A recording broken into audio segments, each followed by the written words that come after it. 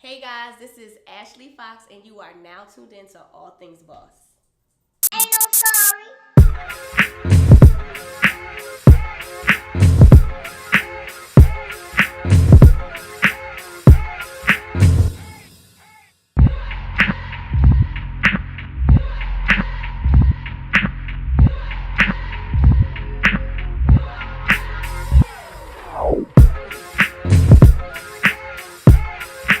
I'm so excited to have her here today. This interview is going to be fun, educational, and some more fun. I want to learn today. So Ashley, tell us a little bit about yourself. So I am from Philadelphia, and when I was in high school, I just wanted to make a bunch of money, wear nice clothes, and live in New York. So when I graduated high school, went to Howard University, where my desire was to work on Wall Street. And that's pretty much what I did. I had 4 internships in school. My sophomore year, I lived in New York, realized this is where I need to be. This is what I want to do. Graduated, worked for a large investment bank here in New York City, where I pretty much kept rich people rich. So I worked in asset management, where we worked with a group of people who managed money for clients that had $25 million or more. And so I saw the ins and outs of every day, what they did with their money, where they lived, where they shopped, traveled, how much they didn't pay in taxes, how much they would save for their kids.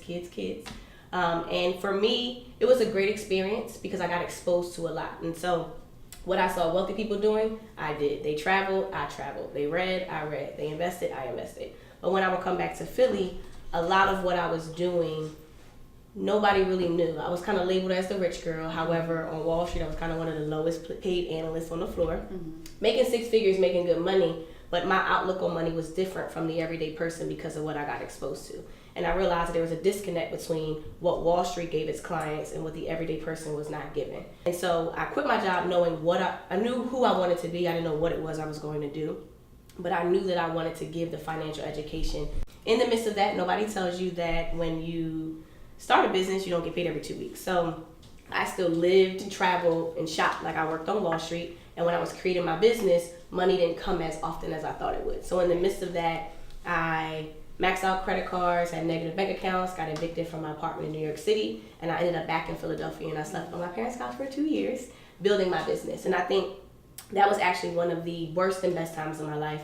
Best because I had nothing, but I had to use my strength to persevere to do and create what I saw. But it was one of the worst times. Like, how could you go from making 6 figures to helping the world with money and you don't have any money? Right. But I think it kind of taught me the value of money.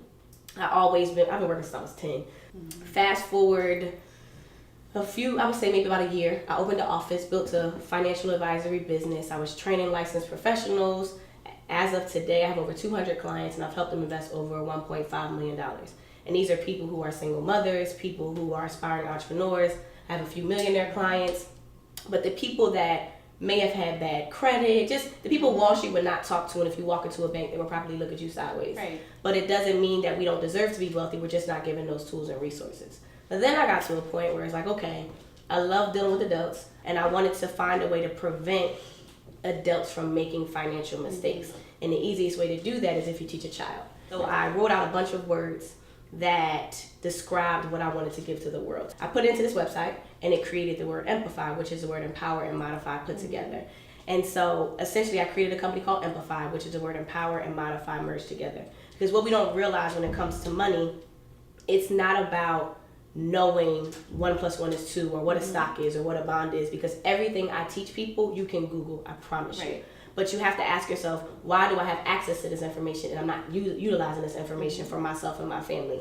And it's because we get information, but we lack inspiration. So essentially, yes, we give you the financial education, but we also empower you and strengthen you from within so that you believe it's possible. Regardless of what you messed up on, regardless of how you started, what zip code you're from, I feel like we all deserve to be wealthy if we are nurtured, guided, and supported. Right. Randomly, I ended up in a school. Don't have any kids, haven't taught kids. I knew finance, I knew Wall Street, I knew adults.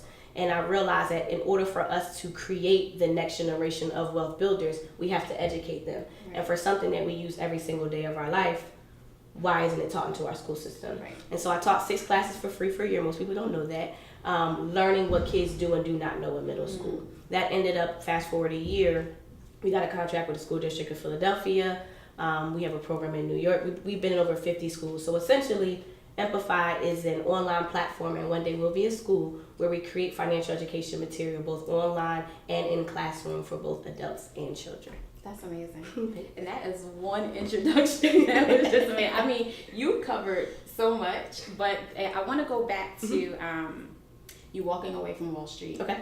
So I recently seen an interview that you did, and you were saying that, you know, nowadays people operate out of passion as opposed to operating out of priority. Mm-hmm. And that's really important to me because it's really a point that I want to get across to other mothers, you know, other parents out there.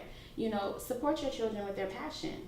We were so like designed to just think, okay, go to school, get a job, retire. Right. So now you know we're gonna talk about retirement. I want you to give me your thoughts and your feelings about retirement and what that means to you. So I think one of the things when we think of finance, you think of big words, big numbers, something that I cannot do unless I have a lot of money. So essentially what I try to do, and what I think one of my gifts is to shift the ultimate outlook we have on wealth and money. Mm-hmm. We may paint this picture. If you ask my students, they'll say it's a Caucasian man in a trench coat. That's what we think wealth is. Right. So we don't think we can invest because we don't have a lot of money. Right. So everything that you think finance is, I want to be the complete opposite. For instance, when I worked on Wall Street, you're taught black, blue, gray suits. Absolutely not. I will walk in with a hot pink suit and a glitter top, and I think wealth does not have a color to it. Mm-hmm. And I think we have to change our mindset. So the word retirement, if you ask our parents, is 65, getting a pension, Social Security. That is what the government has instilled in our minds to believe that's what it is. Right. Today, we know millionaires and billionaires that are in their 20s and their early 30s changing the game. Granted, I love what I do for a living. However, if I stop my business, there will be a point in life where I cannot survive anymore. Right. So, or if you have a job, if you stop working, there's a point in your life where you'll run out of money. What is that number? What is that amount that will allow you to never run out of money and you can live the life you want for the rest of your life? Right. And so it's creating that, not assuming it's age 65. It's that point in life where you want to be okay, right, where you want to be set and you want to be happy. And I think whether if that age, my age is 40, so if that age is 40, whether that age is 25, whether that age is 50, we've been programmed to think we have to work until 65, right, where you don't have to do anything. That's just because that's what we've been accustomed to. That doesn't mean that things cannot change. And I think we have enough examples in society, both male, female, black, white, whatever nationality, where things have happened and the game has changed, so why can't we do that? Absolutely. And so creating that life that you want, that age that you want, that lifestyle that you want, that is what retirement is. For people that are watching, like you said, in our minds, I know for myself, which is such an ignorant thought now that I'm an adult, mm-hmm, is that all wealthy people were white, mm-hmm, middle-aged men. You know, they were always wealthy. You know, I didn't really see a lot of wealth in my community with, mm-hmm, black men, mm-hmm, you know, or women. So for someone, I don't believe that anymore, obviously. But for someone watching, saying like, well, I don't have enough money, mm-hmm, to build wealth. Mm-hmm. I only make $30,000 a year. Okay. How can I build wealth off of that, mm-hmm, when my bills exceed almost what I bring home? Mm-hmm. So what would be your advice for someone to start building wealth on what they have now? So I think the first thing, you have to change your communication. You have to change what you say and how you say it. Just because you make $30,000, don't say you only make $30,000. Mm-hmm. Because when I was 15, I would have loved to make $30,000. Right. So only $30,000 is not just only, it's $30,000. Don't downplay what you make to make you feel like you're not worthy of something, because just by that comment, it makes you feel like you're not good enough. The second thing is, yes, you may not have a lot of money, but if you cannot save a dime out of a dollar, how will you ever save $1 million out of 10? So if that means that every Saturday you have to save $10, then keep doing that, because building wealth, mm-hmm, is a process of building. We think about someone building a house. Brick by brick, layer by layer, you have to have the foundation, and you have to consistently do something to get what you're ultimately trying to create.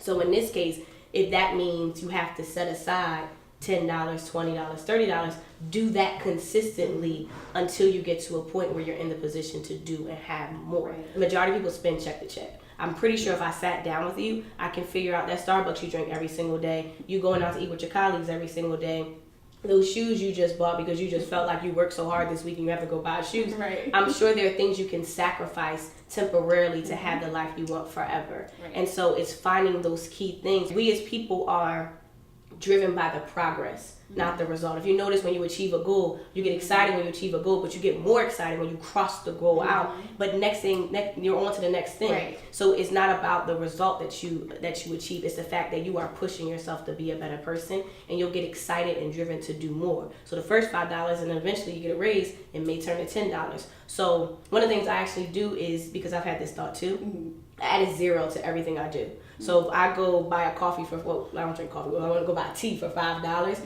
and it's not necessary, I'll add a zero to it, and it's like, is it really worth $50? So in this case, it makes me second guess it. Right. Or when I'm investing money and I only set aside $50, oh, it's only $50. But if I add a zero, it's only $500. Right. So it's training your mind to think more in abundance versus lack.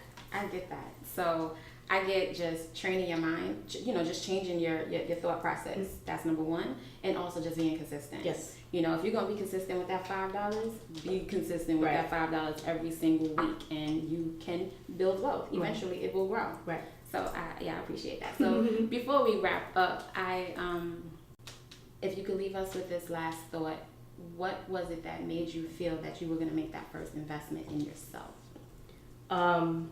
So in the beginning, when I worked on Wall Street, I was the only black girl, and I walked in with my head down.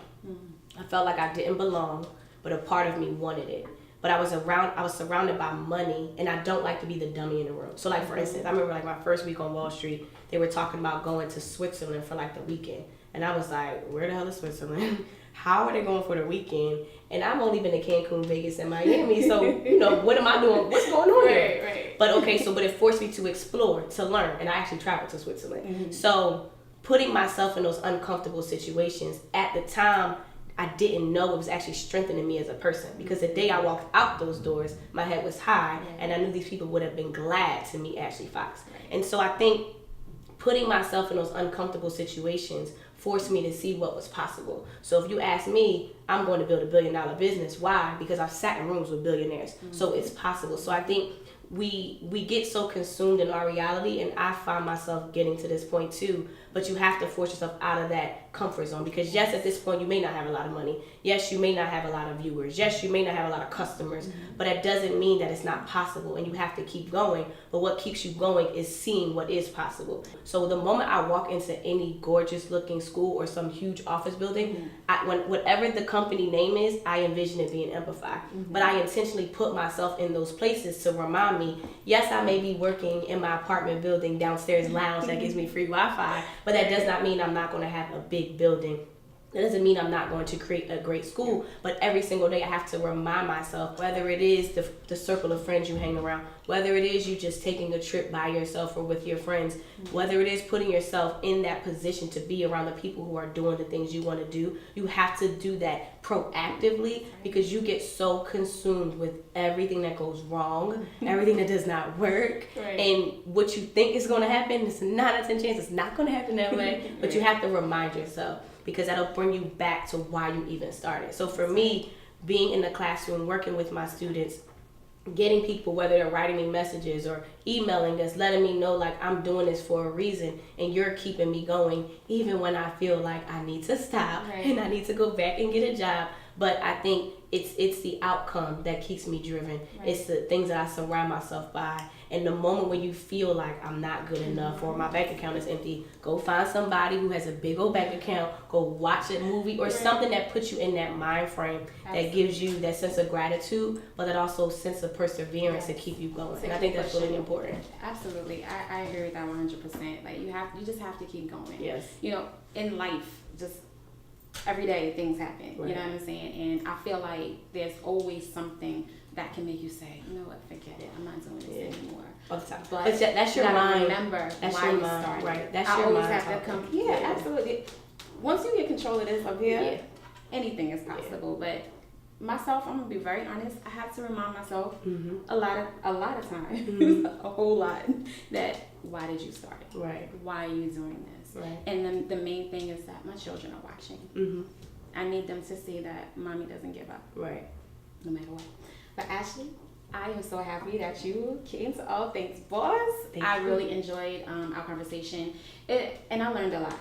And the one thing that I am going to take away is just be very consistent. Yes. And know exactly what you want.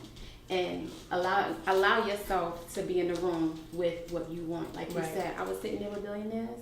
I want to be a billionaire. Mm-hmm. You have to, allow yourself to be around that to achieve that. Right. I agree. But thank you so much. Thank you for having me. So just let everyone know your social media handles. So we are at Empify, so at EMPIFY, and me personally is at _Ashley M as in Marie FOX on Facebook, Twitter, Instagram, Snapchat, everything.